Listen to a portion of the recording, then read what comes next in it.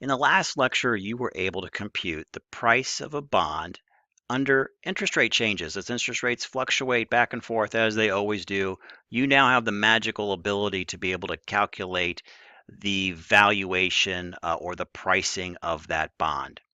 Well, what if we have a little bit different situation in that we want to hold a bond to maturity and we know everything except what's called the yield to maturity. How much would I get if I hold that bond all the way to the bitter end, to maturity? That's what it's called, or YTM. You might hear that referred to as well, yield to maturity. Now that's assuming the bond wasn't called or the company didn't default and go out of business and you didn't get any payments on that. Just assume a normal situation. Well, it's actually a pretty easy calculation using things that you already know and kind of the same kind of mechanics where we're finding a certain unknown and we're using a financial calculator to find that unknown. So let's take a look on how to do that.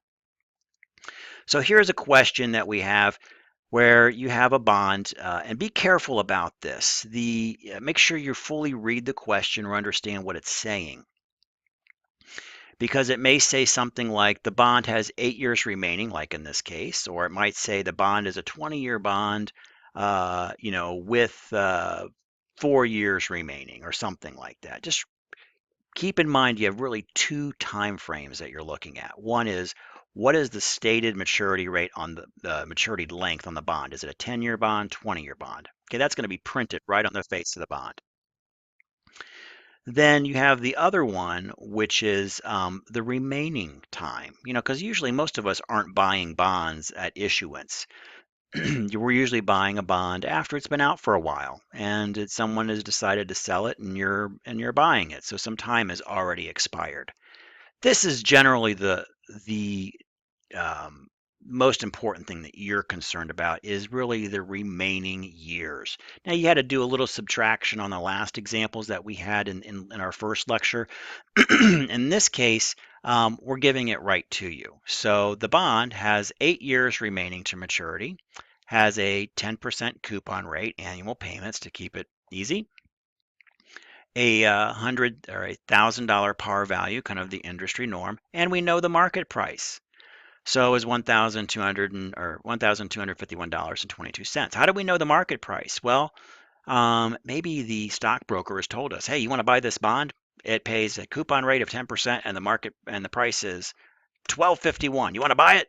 I don't know. Maybe I do, maybe I don't. Sounds kind of good, but what is the yield to maturity?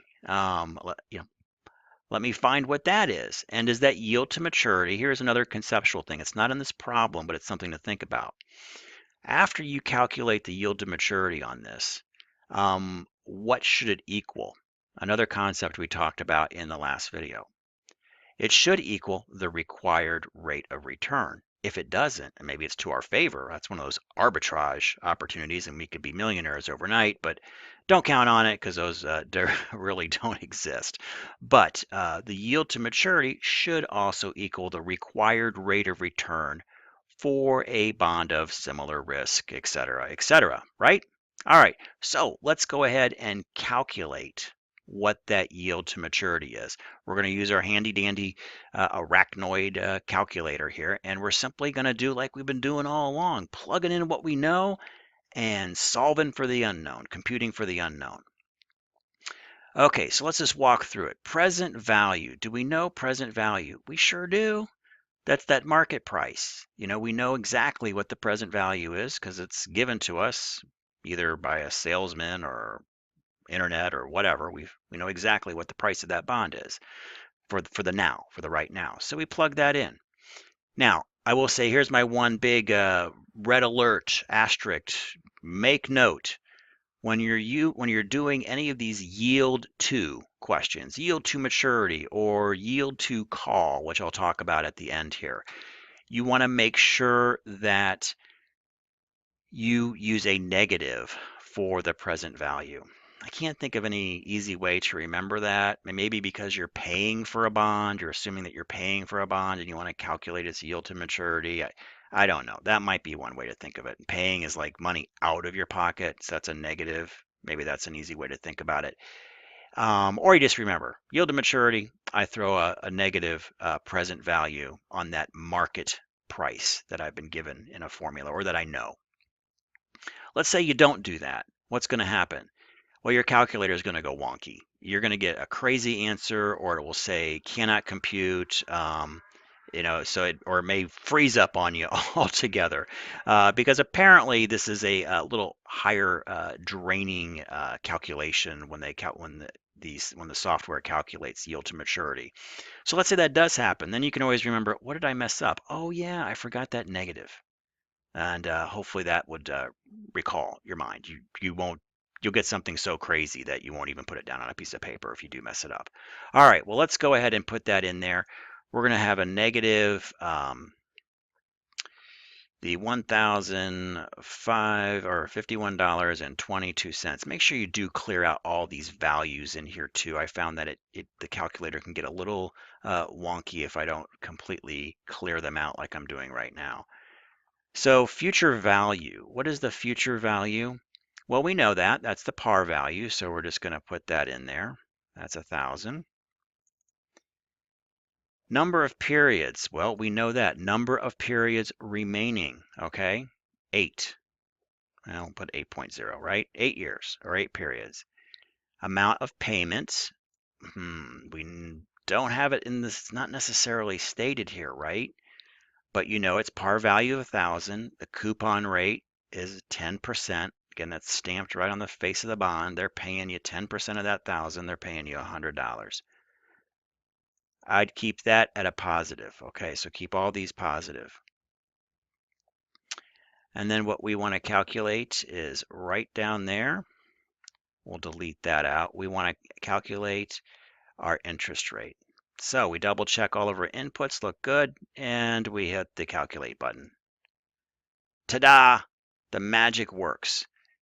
And we have a yield to maturity of 5.96%, or roughly, I guess 6%. So now you can calculate the yield to maturity. Do be careful with this calculator. Make sure you follow those exact steps. You got to clear out the values. I noticed if I didn't completely clear out the value, I'd get one of those wonky answers in there.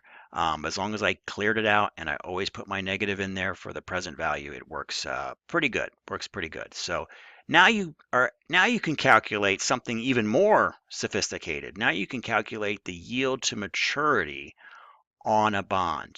Now let's say you got a question that wanted you to calculate the bond's yield to call. Okay, what is a call? A call is an option written in a bond where the company has the right to cash it out, to say, here's your money back, here's your par value back. We're done. We're done we're done doing business. Now why would a company want to call a bond? Well, let's say they had to issue the bond during a period of high interest rates. They had to build the new hospital, they had to build the new whatever, the facility, and interest rates were at 8%. The required rate of return was 8% for similar type of investments. Then interest rates fall, as they do. Sometimes they cycle up and down, they fall. And now interest rates are at 4%. Well, the savvy financial CFO says, hey, let's call those bonds because we can do a new bond issuance to cover the money. I mean, you still haven't paid it back. You still have, let's say it's $20 million, okay? And you're only halfway through to maturity on this, and I'm just making this up. Let's say you owe, I'll make it easy, you owe $10 million left on it. Well, the company doesn't have $10 million. Okay, let's say we don't have $10 million. We still owe $10 million on these bonds. Yeah, but here's what we do. We go do a new bond for 10 million at 4%. We call the other bond at 8% or whatever it was, and then we save a bunch of money, which companies do all the time. They will call the bonds, they'll have another reissuance of bonds at a lower interest rate. So that's what a call is. It's a good protection mechanism for an organization. So most bonds, many bonds do have a call provision in there. But let's say you as the owner, maybe you want to calculate the kind of the, well, what would be kind of the one of the worst case scenarios? What if my bond is called? You can calculate a yield to call.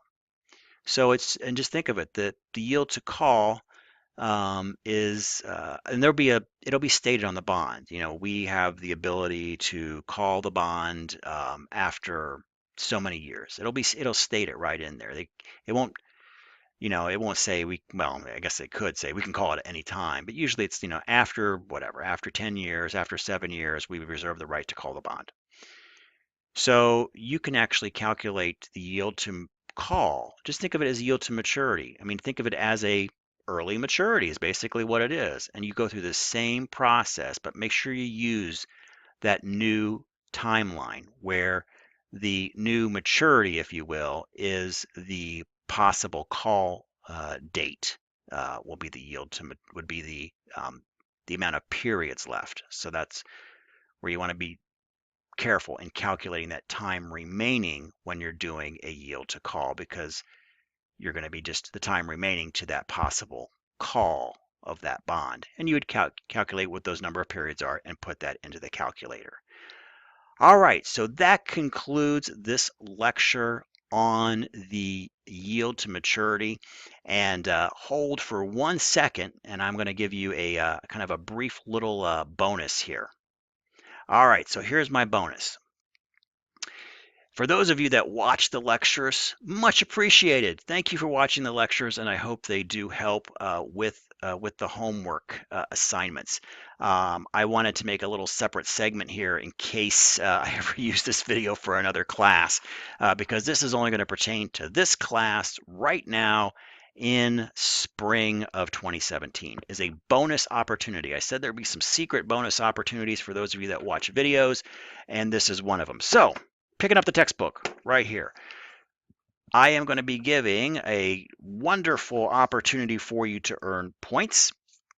And what we're going to do on the chapter 11 in the problems, not the questions, the problems, 11.7, on 11.7 as I look here, this is about Regal Health Plans issuing a bond.